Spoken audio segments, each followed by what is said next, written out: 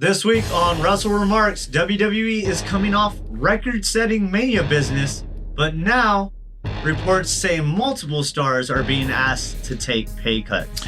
And not small cuts either. One report says a heavily pushed talent was asked to take 50% pay cut and allegedly agreed to it.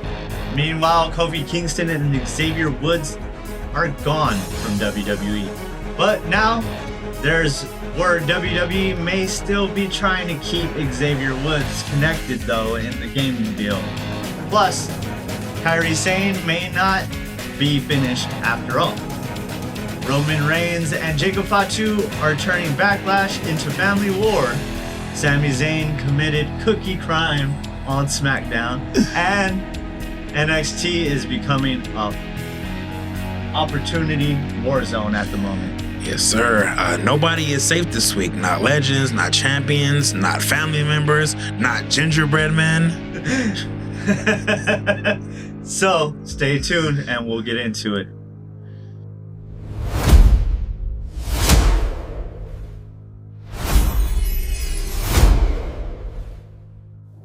Ladies and gentlemen, boys and girls, marks of all ages, welcome back to the Wrestle WreMarks. As always, I'm your host, Chris. And I'm Pat. And you already know what time it is. It's time. It's time. It's Newswire time. Now let's go ahead and get into it, because we got to get into these pay cuts. We sure do. And the whole deal with Kofi and Xavier Woods and all the craziness going around. We have to start with this big story. So, because WWE and TKO are reportedly asking multiple talents to take pay cuts, and not just one name, this is not just one contract, this is starting to feel like a whole reset at the moment. Yeah. Brian Alvarez of the Wrestling Observer reported that several WWE talents have been asked to renegotiate their contracts downward, and some accepting those cuts. He said that the New Day, Kofi and Xavier Woods, were asked, but they didn't want to renegotiate, and that ended up turning out to be the start of their release right there. Yeah, and that's not just any act walking out the door. That's the New Day, one of the most successful groups in WWE in the last decade. We've been talking about this. Yeah, before the Usos, they were the longest reigning tag champs, because then the Usos took over that. Exactly. From them. But Kofi, like you said, is a former WWE champion. Xavier Woods helped turn Up, Up, Down, Down into a whole brand within itself. New Day moved merch, got over, reinvented themselves, and stayed relevant for years. They were still reinventing themselves with the whole heel gimmick that they were doing. Yeah. So if they were asked to take less money and said no, that tells you this is a serious situation. When your value drops, your bookings tend to drop too. Yeah, and that part fans are going to latch on to. You can't cool somebody off creatively, then turn around and say, well, you're not worth what we're paying you. Exactly. Fightful also reported that multiple talents were approached. PW Insider reported that one prominently pushed wrestler was allegedly asked to take a 50% pay cut and reportedly agreed. It's not confirmed who the name is, so we can't really speculate at the moment. Yeah, and no guessing games with people's contracts. Right. But number one, or the number itself alone is wild. Like a 50% pay cut, that's really tightening the budget. Yeah. That kind of money is life-changing though. So I mean, what can you do, man? It's business at the end of the day. Yeah. Cuts are gonna have to be made. I get the New Day thing because they're like an older talent. We were talking about this, like, how long has Kofi really been there? I mean, almost 20 years. Yeah, so he's had an amazing career. Yeah, it sucks that he's gone, but you know, it had to come at some time, and we all knew it was imminent. Yeah. Really. Especially the way they were booking them. Like, you saw the writing on the wall. Yes.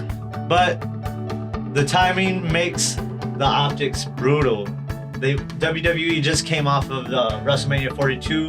They're talking about record gates, higher ticket prices on those gates as well. TKO keeps talking about doing record business, and while talent are reportedly being asked to take less.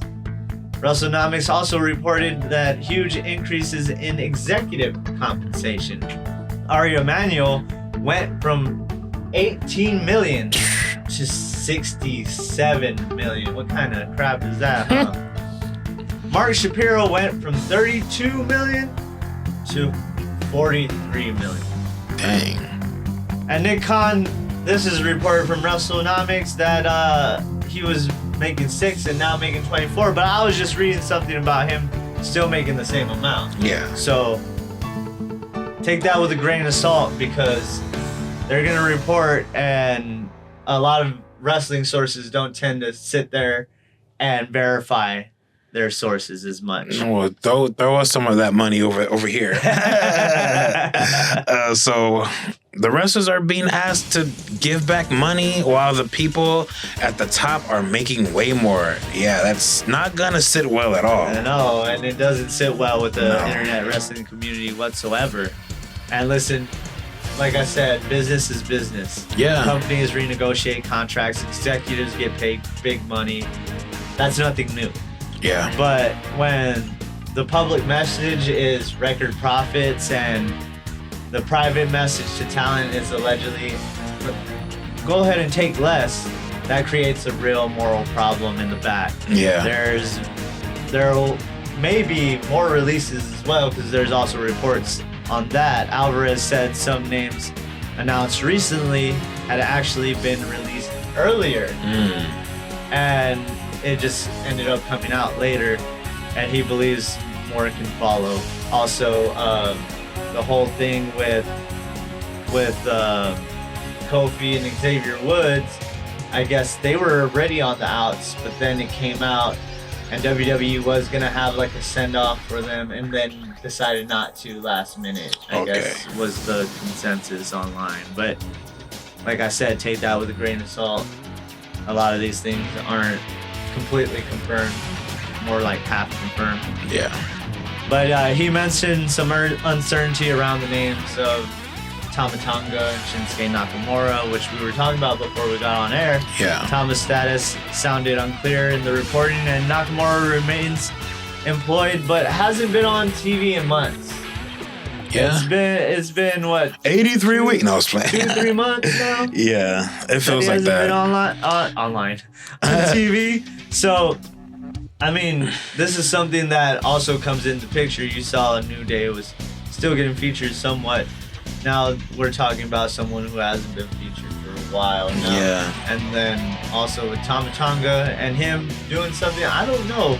I don't really know if that would be the next ones to go. I feel like Tama, they still see value in Tama Tonga, or else they wouldn't have tried to get him to get his own storyline with Shinsuke in the middle of the whole MFT situation, which also, I don't know if we covered or said that JC Mateo and Camacho Tongaloa also got released. So, I mean, there could be some more releases to come. They got written off though, so I like how they actually at least did that. I kind of had a feeling once they got written off, seeing as all the exits were happening and everything. So, unfortunate, but we'll see Jeff Cobb back, so that's nice. It would be nice to see the Monster Matanza. Yeah. Take that with a grain of salt as well. Yeah, because we got an update on that. I guess we could just drop it real quick. A lot of people that worked on Lucha Underground all called each other like, what's going on?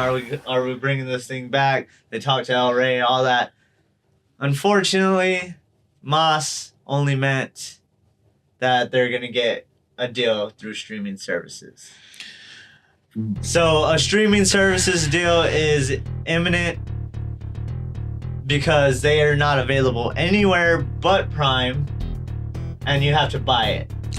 So they're trying to garner a deal to have their reruns play again. Could be a lie, though. Unfortunately. Let's hope. But maybe this will cause some kind of resurgence in the company. We'll have to wait and see if that ends up happening. And it would be nice to see Lucha Underground back once again. But let's get back on Shinsuke. Yeah, and of course, Shinsuke is a perfect example. Nobody can convince me Shinsuke Nakamura isn't talented. Yeah, he's the king of strong style, bro. Yeah, there's not a chance.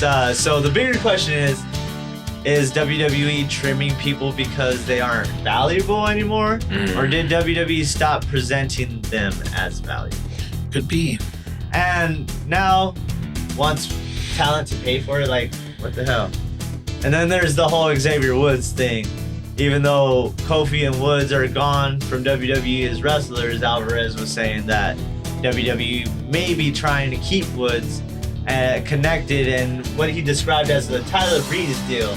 Because, Tyler Breeze is only there for, like, the game and all that stuff. So basically a non-wrestling arrangement tied to the WWE video game side of things. Which makes sense. Woods is huge in the gaming industry. Up, up, down, down, WWE, my GM mode. That's his world, But I also felt like maybe it wouldn't work because what if they do go to AEW? And then there's... You never know. I mean... Or if he doesn't take the deal. That's a cushiony job. Yeah, it is. And Breeze took it. I could see him taking it and sticking with Breeze, especially for the whole up, up, down, down, because I would imagine he doesn't have rights to that.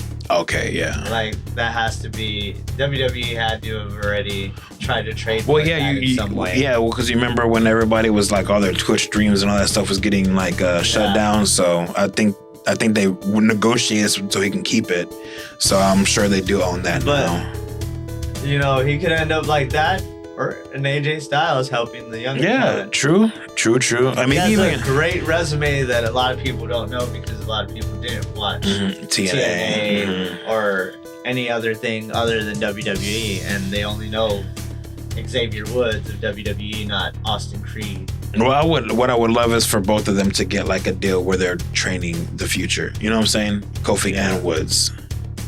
Yeah, especially for the tag division. Oh, yeah. It would be nice to see some of these, because some of these tags, they end up being made as soon as they get to the main roster and they have no connection. Like, they don't really have that tandem offense or like just anything that clicks together.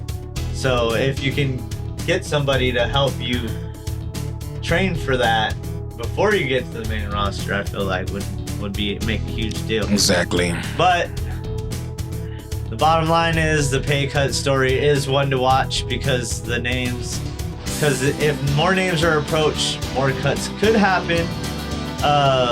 Or if more talent decide to walk like the New Day did, that could happen as well. So we got to keep our eye on that one. And the WWE may still be trying to keep Xavier connected through that whole gaming thing. On the whole gaming side, AEW names are already circulating the New Day in the conversation. Bobby Lashley was asked about Kofi Kingston and Xavier Woods possibly heading to AEW. And he said if they joined the Hurt Syndicate, the group would be unstoppable. It's actually a scary visual. Bobby Lashley, the rest of the Hurt Syndicate, and plus Kofi and Woods, there's a lot of faction. That's a hostile takeover. That's exactly, and I feel like they would take over that whole roster. It'd be like NWO all over again. I mean, honestly, in a good way. With the way that AEW has it, it works because there's so many damn groups. Honestly, I'm sick of the damn groups. I'm sick of them. You know you love the Don Callis loners. Like old stuff. Like not just this guy's in a group, but he has the singles title and they stay as a group. And then here's the whole Don Callis family that has like 20 people in it. Here's the damn Death Raiders that has like 8 people in it. Like what the hell, dude? The lead, this, that. Come on, bro. Hey, I swear. Just have some regular ass teams. Okay, you have a trios title. Have some trios teams. Yeah. Okay, if you have, a 4th member, okay. But like, you don't have to go overboard every single time. Especially the Don Callis family. That stuff is getting old. No. But I digress. Lashley said he worked with those guys for years. He respects them, and if they came to AEW and wanted to be a part of the Hurt Syndicate, it's game on. And that adds another layer to that whole New Day story, because WWE may be trying to keep Xavier Woods connected in one way, just not in the ring. Yeah. People are already fantasy booking Kofi and Xavier for something dangerous, of course, because everybody wants to see them elsewhere. Exactly. Nobody wants to see them not in the ring. Yeah, and that tells you their value didn't disappear. They might just be valued at a different place. You know what I'm saying? Yeah, perfectly said. Now, staying with WWE, Kairi Sane may not be finished just yet. Even though she was released after Mania 42 and we got all these cuts last week. That's when it started, right? The cuts started last week. Like a week or two, yeah. Yeah, Brian Alvarez was reporting that there's internal belief. So take it with a grain of salt. Internal belief that Kairi could appear at Backlash. At least to wrap up her story with IYO and Asuka. Yeah, that release was weird from the start. She wasn't just getting... She wasn't just sitting and catering. She was actively part of a story. Yeah, it's not like she was just in the back... Well, I mean, she was kind of in the background, but... Yeah. But she was still involved. But it's been prominent for months. It's been months. For a long time. Mm-hmm. I'm going to miss Asuka yelling at her. Hopefully this turns into her not getting released or something, you know? Exactly. Kairi was caught between IYO and Asuka, like we were talking about, with Asuka constantly pressuring her to prove her loyalty and kind of being sort of a bully. So if Kairi shows up at Backlash, that crowd reaction will be massive. And it adds even more emotion to IYO versus Asuka in itself. Also, heading into Backlash, Roman Reigns cut a promo after Raw went off the air telling fans not to let Jacob Fatu standing tall fool them. He said, Saturday will not look like Raw, and promised he'll still be the head of the table and the tribal chief above all. Classic Roman. He even laid out he still talks like the thrones belong to him, and it does. Yeah, honestly. Dude was laid out, still grabbed the mic to say something. Talking smack, holding his neck. Holding his neck. That tongue and death grip, man. Yeah, man. And that is what makes Jacob Fatu dangerous. Not only the tongue and death grip, it's Jacob Fatu isn't just acting as a challenger. He's moving like a storm warning. Oh, yeah. Like a typhoon of some sorts. He's already wiped out Solo, Tala, wiped out JC, wiped out Tonga. Camacho. Oh, wow. Did you see he's on the alumni page as Camacho? And yeah, it's great. But he already wiped them out across SmackDown and Raw. Backlash now feels less like a title match and more like a family explosion. Seriously. Now, Charlotte also gave some big praise to some upcoming, well, I don't know if you would call them upcoming talents anymore because they're here. Trick Williams. Let's talk about it. And Bron Breakker on SportsCenter, nonetheless, calling them the two rising stars fans should be paying attention to at Backlash. And she's right. Trick has an entrance, the charisma, the crowd reaction, and Bron just has that explosive next monster type energy. Sure does. Trick, not the energy drink. Trick feels like he was chosen by the crowd. Bron feels built like he was built in a lab to hurt people, and it's true. Yeah, like WCW NWO Revenge, right? Is that the one? No, I'm thinking WCW Mayhem, I think. Where they're building Bill Goldberg in the... Yes. Do you remember that intro? Oh, man. But other than that, now, like you said, he looks like he's built to hurt people. Yeah, he does. Perfectly said. We also want to send our best wishes to Chelsea Green. She revealed that after 10 years, doctors finally caught her SVT. and she underwent a heart procedure. SVT is a heart rhythm issue where the heart can suddenly beat abnormally fast. Chelsea said she's on the mend, and when you realize she's been dealing with this through almost her entire major wrestling career, that really puts things into perspective. Yeah, fans see the comedy and the character, but behind all of that, she was dealing with something super serious. Yeah, very serious. Best wishes out to Chelsea on a full recovery. Yeah. Now let's get some quick hits in the wrestling world. And first, staying with WWE's scouting pipeline, another former New Japan name may be on WWE's radar. Hiromu Takahashi's name is reportedly circulating in WWE circles after the NXT debut of his former Los Facción Ingobernables de Japan stablemate Evil. Now known as Narako, right? Yeah, Naraku. There we go. I knew I was going to mess that up. It's okay. Yeah, I kept on telling myself it's like Naruto. Come on, get it right. The report says... And not to cut you off, I actually looked this up. How do you pronounce this? Naraku. I do that sometimes too. But then I still... Yeah. Well, the report says there's talks at the Performance Center that Hiromu is expected to end up in WWE. Yes. And there's even speculation that the name Nox Rajin, I would think that's how you pronounce it, right? Yeah. Could be connected to him because they recently put in what are those called? Trademarks for that name, and many thought it was going to be Evil. Yeah. And it turned out not to be Evil. Yeah. But that'd definitely be a big one. Takahashi is not just another guy from New Japan. That man has a whole legacy. He's like the John Cena of New Japan. Yeah. He's been there for years, dude. Yeah. Done it all. Exactly. 5-time IWGP Junior Heavyweight Champion, right? Record 4-time Best of Super Juniors winner. And if WWE reunites him with Narako, whatever, in NXT, sorry, I'm terrible at these things.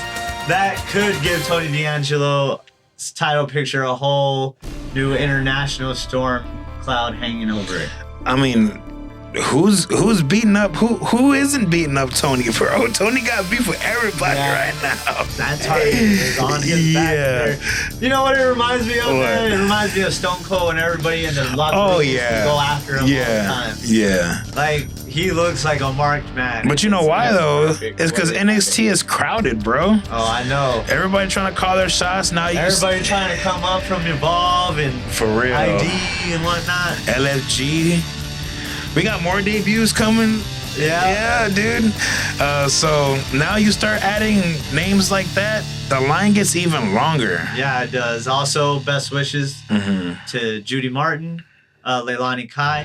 Her former Glamour Girls tag partner was hospitalized and undergoing medical tests. Judy Martin, of course, was one half of the Glamour Girls with Leilani Kai, managed by Jimmy Hart, and they were one of the defining women's tag teams of the 1980s. Yeah, also former WWE women's tag champs. They fail to recognize that still to this day. I feel like they don't ever talk about those old tag titles. They don't. But all jokes aside, wishing her the best. That's a legendary name from a legendary era. Absolutely. Thoughts with Judy Martin and her family. On a much heavier note, though, Stephanie Vacquer, her former boyfriend, Rogelio Reyes, was reportedly found guilty in a domestic violence case involving Vacquer. He was reportedly found guilty of domestic violence and attempted femicide, with sentencing scheduled for May 12th. We're not turning that into a bit. We're not making any kind of light of it. Just another serious story to put out there and make just put it in the spotlight because things like this matter. Yeah, and that's heavy. Hopefully Stephanie has peace, support, and a strong recovery physically and everything else that comes with that. And mentally. So well said. But we're good. As you know, right now is dealing with an injury. So hopefully that kind of stuff doesn't get to her head right now. Yeah. Because now she's not in the picture like she was before. So thoughts go out to Stephanie. Now let's just veer off away from that and get into some feel-good news. In MLW, as Rick Savage has signed a multi-year deal with Major League Wrestling. He is expected to debut at this weekend's TV tapings in Chattanooga, and MLW reportedly sees him as a part of a fresh wave of talent they've been building. Yeah, well, he better bring it with a name like Brick Savage. You better hit hard. You better hit like a ton of bricks, bruh. Exactly, and that's apparently the appeal. Hard-hitting, rugged, physical. If you haven't seen him, he has kind of like that old school style. I'm not here to dance. I'm here to hurt you type of energy. Yep.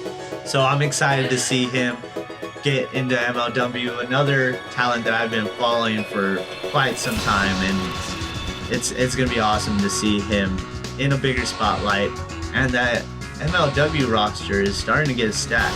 Yeah. I'm excited to see what MLW has. I think Cross is still the champ right now. I haven't caught it in like a week or two. It's been a minute since I've been able to catch an MLW show, but I need to get back on that, man. Zamaya is going there. Brick, Trevor Lee. I mean, Cameron Grimes. there's a whole slew of talent out there. Shotzi's there. And of course, wherever Cross is, Scarlett's right behind him. And then your boy? Who? Bro. I don't really care for him in MLW, to be honest with you. I think they could do without him, but he does bring some kind of lore to the product just because of his name. Yeah. Also, Riho made history in Progress Wrestling by winning the 5 ever Women's Super Strong Style 16 tournament. She beat Shotzi Blackheart, who we were just talking about, in the semifinals. All right, then Giselle Shaw, in the finals, who is, I think, currently the women's title holder in MLP, right? That's what it's called, Major League Pro. Yeah. And with WWE reportedly now having interest in her before, Rio is definitely a name to watch. She's on their radar. Yeah, and also not Chris's favorite wrestler from AEW, Rio, a different Rio. You do it to me, so I gotta do it to you sometimes. I'm about to cut off your mic. It's alright. Yeah, this is a different Rio, so that's an important distinction right there. Also, Pete Dunne is making a rare appearance outside of WWE next month for Attack Pro Wrestling, his first match there since 2018. Where's he been? I don't know, man. I have no idea. It's been a minute since I've seen Pete. I thought he got released too. That's what they were saying. Him, Tyler, and Ludwig have been quietly released. I heard that. The Creeds too. Yeah, and Chad Gable is still hurt? Dang, man. It's too bad. It's too bad. But now we got Los Credos that came out, so that's a good replacement for now. Oh, we got their names. Their names are hilarious. But let's get back into it. Eric Young said TNA is cracking down on talent that go over time on their matches. Basically telling people if you can't hit your time, they'll find someone who can. And that's important when you're on TV once again. 'Cause they usually used to just cut their stuff and boom, it was already pre-recorded. But now they have live events too and all kinds of stuff. Yeah, so it's really important to get those times. And if you want to make it into WWE, you gotta be real precise with your time. For sure, because you don't want to look like Joseph Parks. And we were talking about Paul White the other time, talking about retirement and whatnot, but he did name some names that he would like to have a match with before retiring. Those names being Kenny Omega and Darby Allin. Dang. Yeah, Darby versus Captain Insano, bruh. Darby versus Paul White sounds like a physical experiment. How would they make that work? What would that look like to you? He's going to toss the hell out of him. He would have to, right? Yeah. I don't see him losing to Darby, but, they might have him lose to Darby. Could be. If this does happen. Darby is just going to be a human crash test dummy versus the skyscraper at that point. For real. Kyle Fletcher was also backstage at Collision, but there's no indication that he's close to returning. Just a little something there that he is still in the back and hopefully could be returning sometime soon. Also, Lucha Underground got fans excited with that cryptic teaser, but the people close to the original production said there was no new show in motion, which we were talking about. Couldn't remember if I included this or not, which is why I brought it up.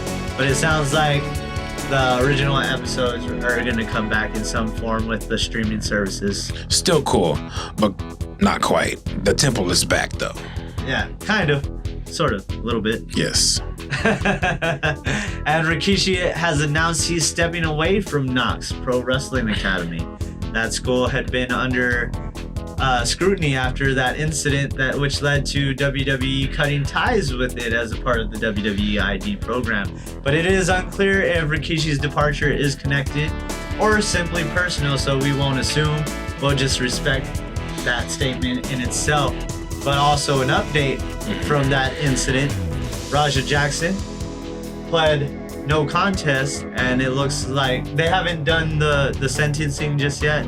It was a plea deal of no contest, and the belief is he'll get 90 days in jail. And then what else was it? You said restitution. Yes, and then 2 years of probation. 2 years probation. So, as we thought, a little slap on the wrist. Yeah. 90 days really ain't nothing. But we'll leave it right there with the news wire. Big picture, WWE has major momentum heading into Backlash. But behind the scenes, the pay cut story is one everybody's watching. Because on TV, WWE is building the future. Backstage, some talent may be wondering what their future even looks like, if they have one. Exactly. And now, let's shift from the boardroom back to the ring. Because SmackDown gave us Cody Rhodes back in action. Fatal Influence making a statement. Sami Zayn spiraling into madness. I don't like Sami no more. He turned full heel on that one. And Jacob Fatu turning the bloodline drama into a crime scene. Let's talk about it. You know what I mean? SmackDown opened with Cody Rhodes announcing he is officially medically cleared, and right away, absolute Ricky Saints makes his presence felt. Remember when Ethan Page was doing it behind him? Oh man, that was good. Anyway, Ricky walks out like he already owns the building, like he usually does. He calls himself the hottest SmackDown free agent and says he is now Friday Night Saints. That man came out like he had the deed to the building in his jacket pocket. Yeah, he did. He came out with his little strut like he was somebody. Gotta also mention that Joe Tessitore almost called him Ricky Stanks during the match. So does Joe Tessitore watch Wrestle WreMarks? Who knows? Do you? Better hit that like, comment, and subscribe. But he tells Cody he sees a man with staples in his head, a busted eye, and 3 title reigns that aged him 30 years. Then he says he's here to relieve Cody of his duties. Cody says if Saints wants action tonight, then let's get it. And he reminds Ricky on SmackDown, Cody Rhodes is easy to find, but hard to beat. Later, Cody and Ricky have a strong match. Ricky did look sharp, targeting Cody's neck, talking trash, hitting the sister Abigail, and the Revolution DDT for the close near fall. Even in defeat, Ricky looked like he belonged. Yeah, he still had a hot match even though that pop wasn't too great when he came out, which I assumed that crowd was hot for Cody Rhodes. Of course. Super hot that crowd was for Cody Rhodes. It was wild.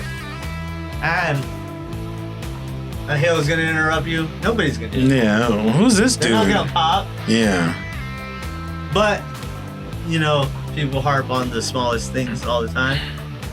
That's just like the botch from Ruca on Yeah, who Raw. cares? It wasn't even that noticeable. Yeah, it wasn't that bad. Yeah. And she fixed herself and still delivered the move. Exactly. So, and then I was going through articles and everything. Of course, all these news outlets, they edited it out. Of course you're going to edit it out. So what? So what? Why wouldn't you edit it out? Yeah. This is just like any other production. Yeah. You edit out the mess up. Yep. I don't know. People like to harp on the dumbest things.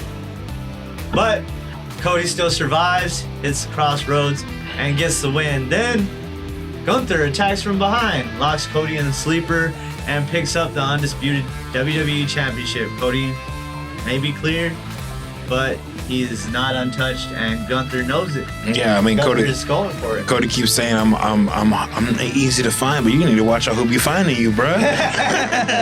I'm guessing that's his new tagline now. Yeah. Huh? I don't mind it. Me I don't neither. mind it. It's kind of like you want some, come get some. Yeah. But let's get into Fatal Influence because they make Charlotte pay. Disrespect. The disrespect. Charlotte should be burying y'all right now. She's the queen. But it's... I don't know, man. I haven't been too keen on Charlotte as of late. I mean, because she ain't doing nothing but hanging out with her non-best friend. But even her in-ring work, I haven't been into. Yeah, I don't think she's been into it like that. Like, you can kind of tell, like... I don't know. I can't speculate, but Yeah. I just haven't been feeling it. Now, Fatal Influence makes another major statement. Rhea Ripley offered to help Charlotte and Alexa Bliss, but Charlotte shuts her down, saying they only need Alexa. Then JC faced Charlotte, and Fatal Influence used the numbers perfectly. Charlotte had the chops, the moonsault, the figure eight, but Fallon and Laney kept interfering. In the chaos, JC hits a rolling encore and pins Charlotte fair. Dirty or not, man, here I come. Yeah, it's a huge win. JC Jane pinned Charlotte on SmackDown, which is huge for her. Yeah, it's huge, especially given how people used to be called up from NXT. And I'm excited for this new crop of talent. Me coming too. in and seeing where they're going to go after this. But after the match, Fatal Influence, of course, jumps Charlotte and Alexa. Rhea makes a save, but JC still escaped and shoved Rhea towards Charlotte. Oh, gosh. Oh, man. So Fatal Influence didn't just win. They made Charlotte and Rhea's tension worse. So next week, it's Rhea, Charlotte, and Alexa Bliss against Fatal Influence, but I'm sure we're going to see some cracks within that other team. Oh, yeah. Also, the tag titles were Sami and then we got to get into Sami and Trick, and also the women's tag quick hits. So, of course, it's Wepa time when you see Damian Priest and R-Truth hit the ring, retaining the tag titles against Fraxium in a fast-paced power versus speed match. Fraxium flew all over the place. Of course. Truth got his little John Cena tribute in like usual, but Priest shut it down with the South of Heaven and a Razor's Edge. Then Solo and Talatanga hit the ring and destroyed everybody. Yeah, the MFTs basically said, nice title defense. Anyway, die. Bye. Pretty much. Now, Paige and Brie Bella also retained the women's tag titles, unfortunately, against Nia Jax and Lash Legend. Sorry, we try not to be too overly opinionated here, but we gotta say some things, you know. Nia and Lash had the power advantage, of course, but Paige and Brie survived like veterans. Paige took out Lash, Brie rolled up Nia, champions escape, and then we had Sami Zayn after that. Before we get into Sami Zayn's cookie side, The Cookie Monster? Yes. You said we're not trying to be too opinionated, but man, that's not believable that them two beat Nash and Nia. Oh, I know. Like, I'm kind of mad about that, but I digress. Yeah, I don't. We try not to be overly opinionated. We're gonna give our opinions here and there, but we try to be non-biased. That's why we don't harp on the botches. We don't harp on certain little things. We just try to give you what happened without the fluff. Yeah, exactly. Pretty much. And then we get Sami Zayn. Sami compared himself to Bob Dylan going electric. Said that he can handle getting booed, but he can't handle the disrespect. Then he turned his anger towards Trick Williams and somehow the Gingerbread Man. Nah, bro. Sami apologizes to the Gingerbread Man, offers a handshake, and then low blows him, destroys the Gingerbread Man. Cookie crimes. Not the gumdrop buttons. Live on SmackDown. Trick Williams ran him off, then later found the Gingerbread Man. Didn't make it. Throw up the X. Rest in peace. Rest in icing. 10-bell salute real quick. 10-bell salute real quick. Trick says Sami crossed the line and gives him the U.S. title rematch at Backlash. Somehow through complete nonsense, they made Trick versus Sami feel more personal. And Jacob Fatu also wrecks the bloodline later on. We see the main story of SmackDown as Jacob Fatu makes his way to the ring. Solo comes out furious, saying Jacob took out his army, his family, his blood. And when Jacob arrived, he was a dead man walking. The Usos come out and told Solo he wasn't the only one with a Jacob problem. Roman Reigns has one too. Jay brought up the Tongan death grip, calling it scared, a last resort move. Solo didn't care though. Tonga dropped Jay, chokeslammed Jimmy, and Solo sent the message. Roman is not his tribal chief. Later in the main event, the Usos faced Solo and Tala. The match broke down.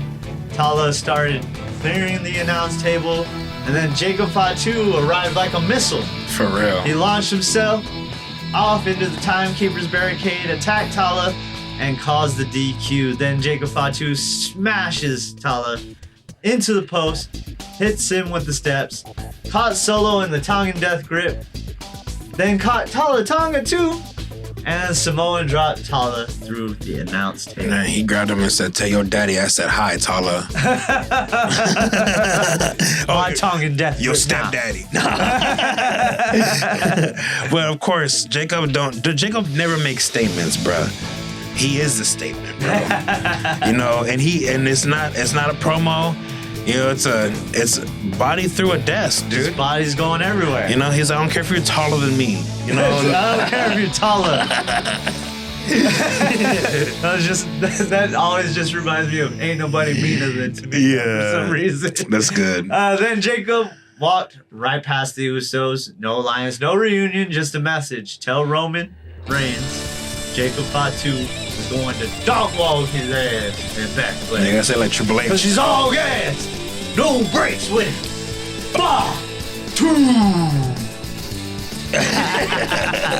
So SmackDown did its job. Cody is back. Gunther is lurking. Fatal influence looks dangerous. Trick and Sami got personal through a Gingerbread Man. And Jacob Fatu ended the night looking like the most dangerous man in WWE. Roman said Backlash won't look like Raw. Jacob said, cool, I'll make it look worse. And then takes us to Monday Night Raw. Raw opened up with Roman Reigns arriving at the arena. And there is no patience. Adam Pearce tries to stop him, but Roman was heading straight towards Gorilla looking for Fatu. Pearce told him Jacob wasn't even there yet. Roman turns around, and there's Seth Rollins. He told Seth to get out of his way. And then right there, you see the seeds planted for Roman and Rollins for later down the road. And Roman looked like he just wanted to fight. everybody in the building. Yeah, Roman came in looking for Jacob, but Seth almost became the appetizer. Before Seth could even get settled, Bron Breakker ambushes him during his entrance. This wasn't a match. This was just a straight up car crash with boots.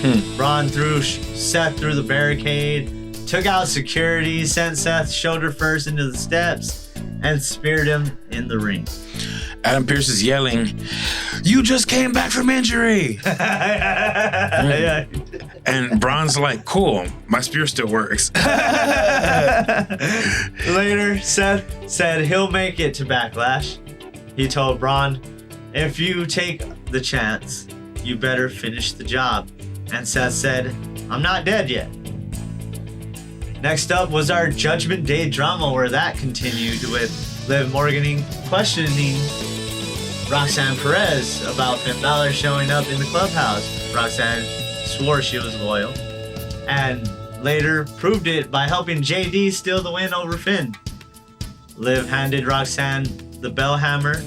Roxanne cracked Finn, and JD got the cover. That was less of a wrestling match and more of a family loyalty test. That it was. Judgment Day is now focused on more gold, with Roxana and Raquel coming for Paige and Bree's tag titles. We also had Penta and Javon Evans falling to Rusev and Ethan Page. Javon was flying like gravity was optional, as he does, and Rusev and Page grounded chaos from the start. True. As Rusev normally is, and Ethan Page normally does. But Paige finished it with a fisherman's suplex. Also, Obafemi also crushed Otis in an open challenge. Yeah. I really thought this was Tozawa, and I really was at that low point, Well, I love me. I like Tozawa, but I wanted something that was a little bit.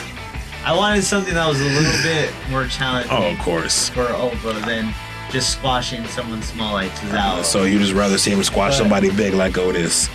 Well, I mean, Otis is big, but yeah. he's stout. He's not as tall and jacked as a lot of the people. I'm sure he is pretty jacked because I've seen him do deadlifts and all that. Oh yeah. But you know what I mean. I would like to see him face a viable challenger, which Otis was, and Otis did look kind of good for a second there. You know, it looked like a regular meat match. Excuse me, looked like a regular meat match. Then Oba just shut it down with the fall from grace. Hey, Oba isn't being presented like a future problem. He's a problem right now. He is. You wanted a problem? Problem here now. One of the biggest moments of Raw was Ruca officially signing with the brand. Adam Pearce brings her out. We get a highlight package. Soul's ready to sign, and then Becky interrupts. Because, of course, Becky thinks the new talent signing is somehow her celebration instead. Becky really said, "New stars." Sounds like a segment to me. Becky calls herself the greatest female wrestler of all time. Brags about the New York Times, best-selling author stuff. You know, Sports Illustrated said it. The Bleacher Report said it. The New York Times says it. And Soul finally cuts her off. Soul says, "Not everything's about you, Becky." Becky says, "Actually, everything is about me." Then Soul tells her she didn't expect Becky to be exactly what everyone says she is. A rude, big-headed, B.O. Welcome to Raw. Yeah, so welcome to Raw. So no warm-up match, straight to Becky Lynch. Yeah, and what a feud to be put into. Oh yeah, yeah. Especially with someone with a name like Becky. Becky, of course, gets heated, accidentally punches Pierce. Disrespect. And Soul drops her with the Soul Snatcher. Strong debut. Soul signs with Raw and immediately snatches the spotlight. Then next, we get Joe Hendry facing Austin Theory. But really, this was about Hendry just trolling Logan Paul. Paul, Can we fire Logan Paul? For real. Everybody. Logan says he can't be fired because he is business. He is the heart and soul of WWE. This not this dude watching old pay-per-views. So Hendry gives him an apology song, and it's just more, can we fire Logan Paul? Hell yeah. Paul. Just straight up trolling the man. Elite trolling. Elite. No. Oh, sorry. No. Wrong program. Logan eventually attacks Hendry for the DQ. The Vision jumps Hendry. The Street Profits come out and make the save. Dun, dun, dun, dun. Bron Breakker storms in like a heat-seeking missile, and Seth Rollins comes back for revenge. Seth gets some payback, but just when it looks like he might hit the curb stop, Bron spears him again. So even when Seth fights back, Bron still gets lash on. Yeah, but apparently this was the Street Profits' fault. And backstage, they were like, get out my way, stay out my way. Yeah. The Vision has enemies everywhere now. Seth Rollins, Joe Hendry, the Street Profits, and probably half the locker room watching in the back, especially with Logan Paul being one of the main focal points of this whole thing. Yeah, because TKO can't fire me.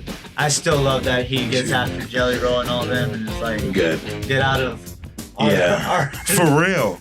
You're just a YouTuber. For real. Nah, he's a wrestler now, okay? I love when Logan Paul does that to everybody else. Oh my god. Then we got IYO getting emotional, facing off with Asuka before Backlash. Sky says she avoided this fight for years because Asuka was her senpai, right? That's how you say it. Yeah, senpai. Her mentor, someone she loved and respected.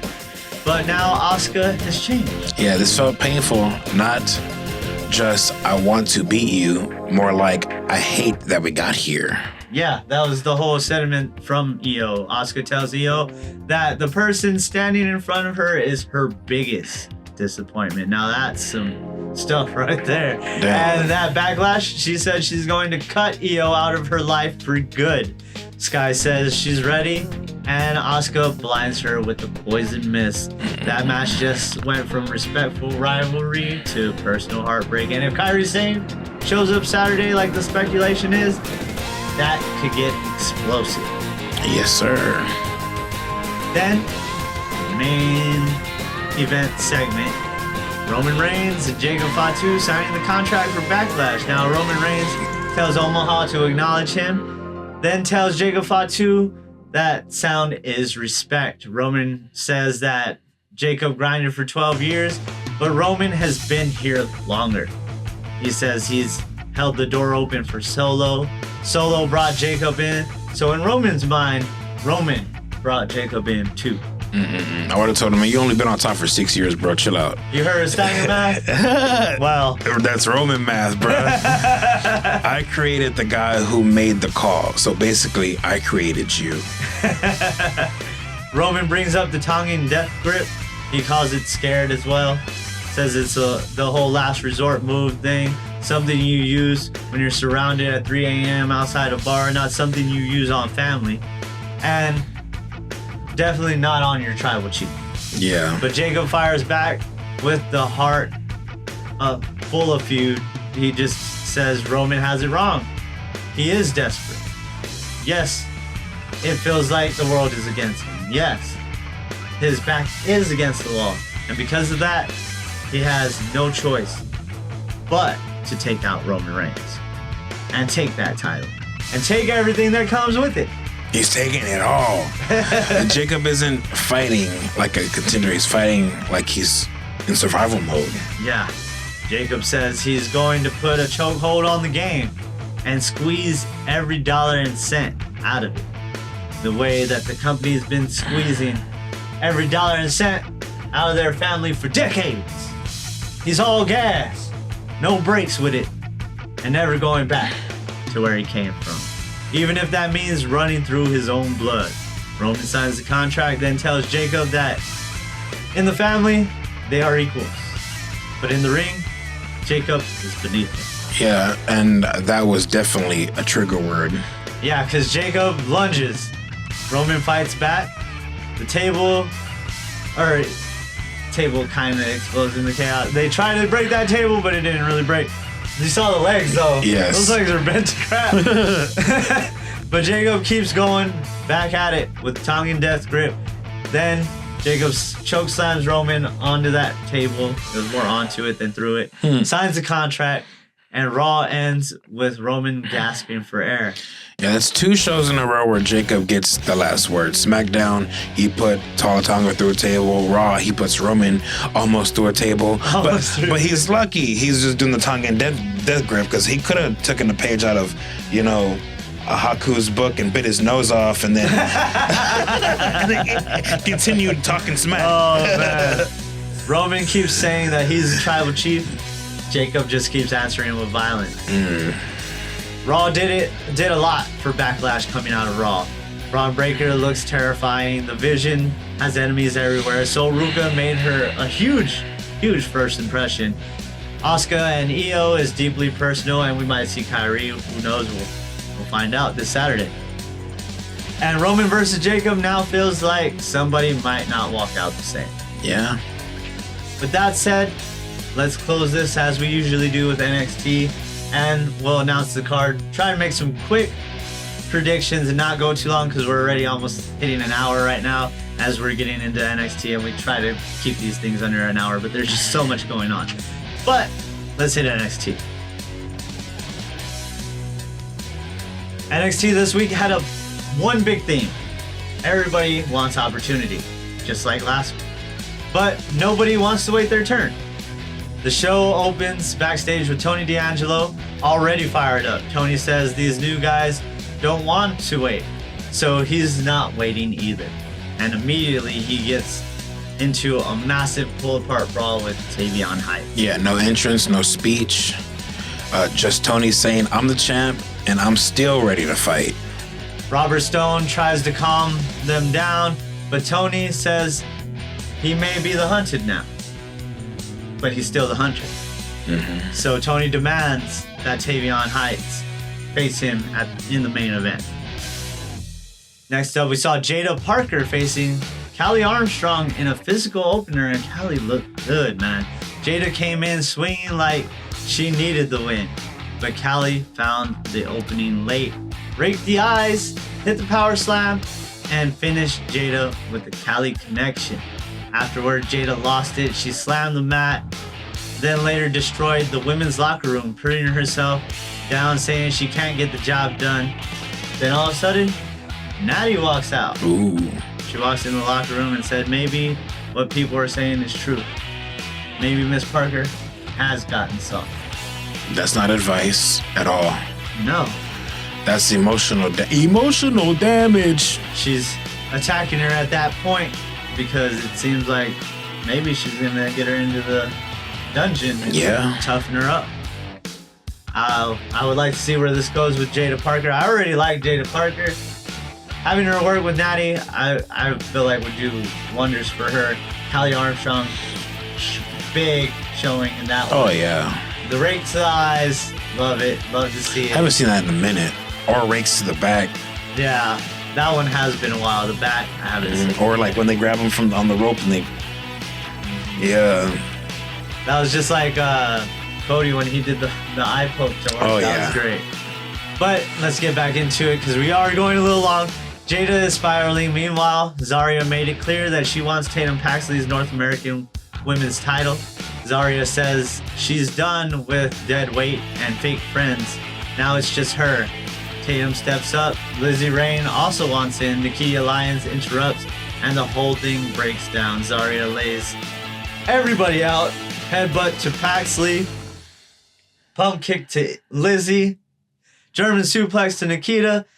F5 to Tatum. I mean, do they call it F5? Yes, they said F5. Mm-hmm. And then she just posted. Hit him with a German, hit him with a F5.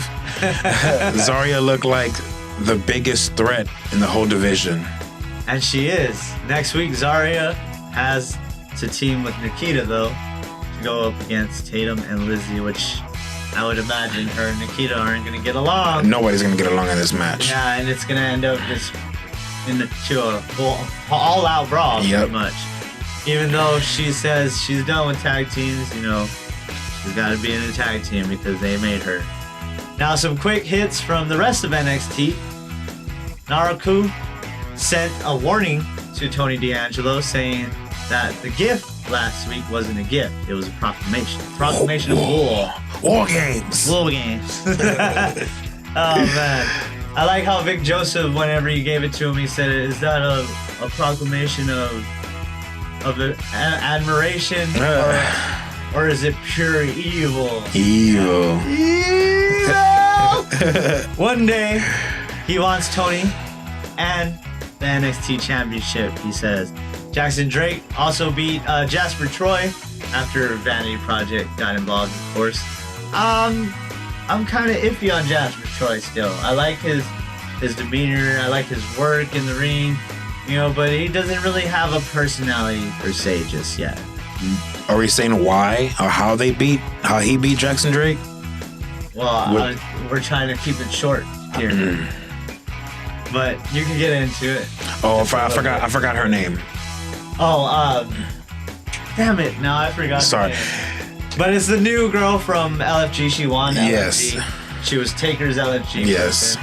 And I love how they're doing the whole thing with Vanity Project and her, because he was stood up by Blake, right? That's what it was. Yeah. And then she showed up, and they started getting into it. They got an insurance policy, but we digress. Yes, and Noam Dar is officially medically cleared, challenging Drake for next week. The Calling beat Lola Vice and Mr. Iguana after Nico Vance powerbombed Iguana on the floor, giving Izzy Dame momentum in the title picture. Dark State beat Hank and Tank in a bruising tag title match. It wasn't even a title match, in a tag match. Shutting down the party with pure power.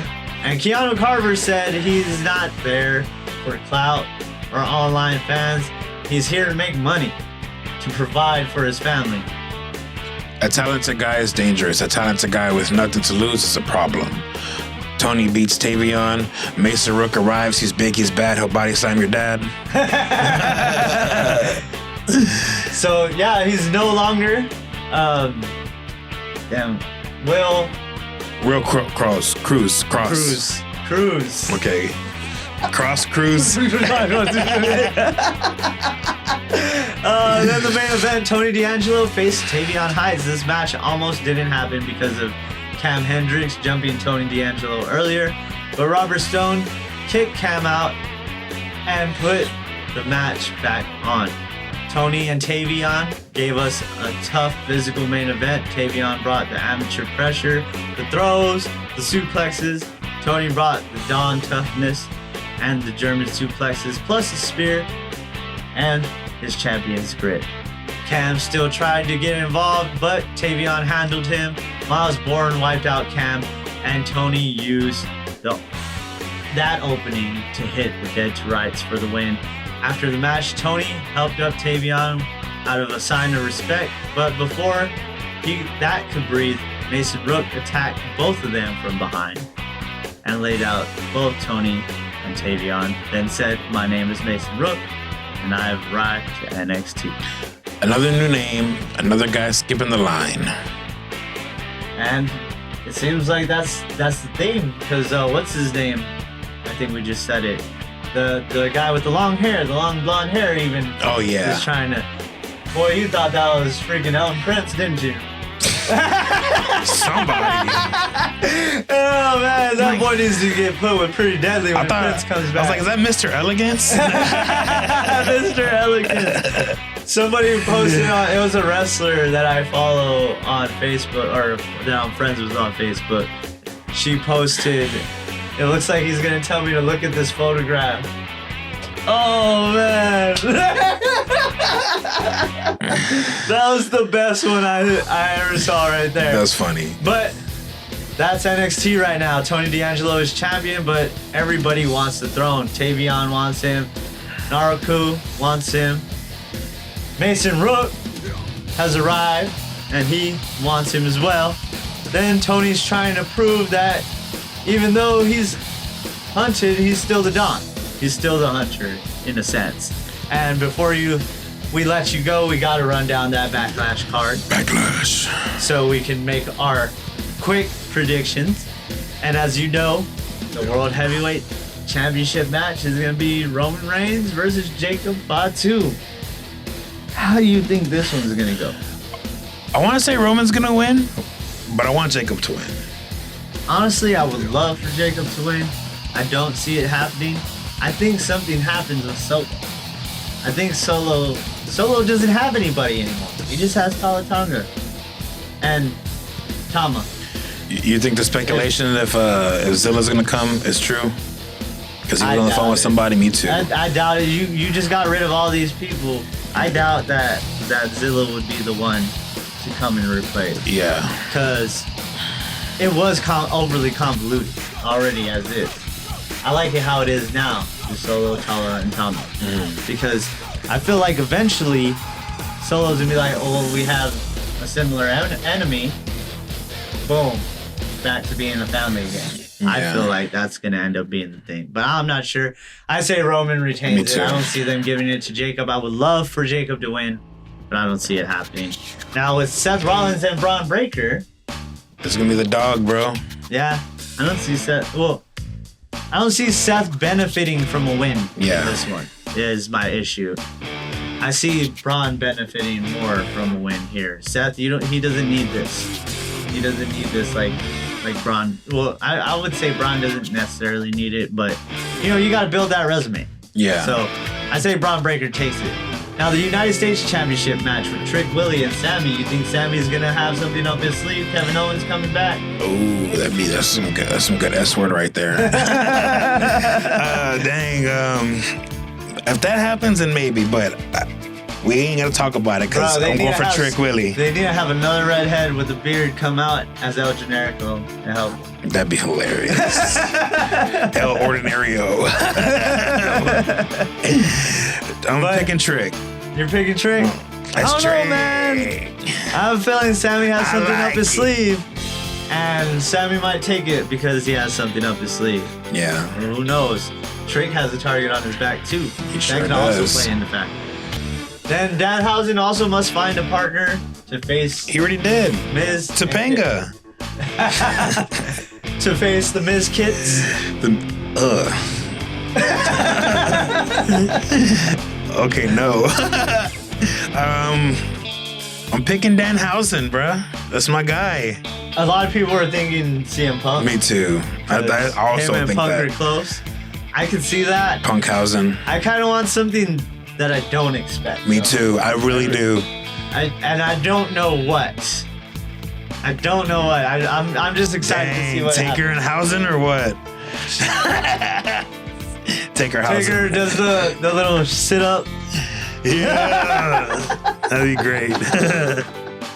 Oh man. Yeah, I feel like this one's gonna go to Danhausen. The Miz Kids are cursed still. Mm-hmm. Miz tried to, but that didn't go well. They got triple curse now. Triple curse now. Then we have IYO and Asuka. I'm gonna pick IYO because if Kyrie comes back, I can see that helping her get the win. I think IYO is gonna win this one. That's the IYO Janetti, the main person that that would get anything out of it, Yeah. So I say IYO, and I would imagine that Fatal Influence is gonna have a match at Backlash. Okay. I feel like we're gonna have some build up for that tomorrow, and they're gonna make that into a match itself. Yeah, there's only 5 or 6 matches on this card. I mean, there's only been about 5 or 6 matches on any card. Yeah. But I feel like that's gonna end up being a thing with Fatal Influence constantly attacking the main talent. I say you don't do it with Bliss and Flair. Yeah. I don't know why that's a thing. It should be the tag champs and Rhea against Fatal Influence. I believe so too. I think that too. That's what it should be. Mm-hmm. But we'll have to wait and see what happens tomorrow. I have a feeling that's going to be a match made tomorrow, but we'll see. And that's going to do it for this week's Wrestle WreMarks. We covered the TKO WWE pay cut drama, New Day's exit, fallout from Backlash, not Backlash fallout, because Backlash hasn't happened. But Backlash build up from Raw and SmackDown, excuse me. Jacob Fatu putting Roman Reigns on notice and getting over huge. Then we had NXT turning into a full-on opportunity war itself. Backlash is coming. NXT is heating up, and apparently the Gingerbread Men are not safe. No, they're not. No gumdrop buttons are safe. Not wrestlers, not legends, not tag teams, not family members, not baked goods. Nothing's safe. So let us know what you think.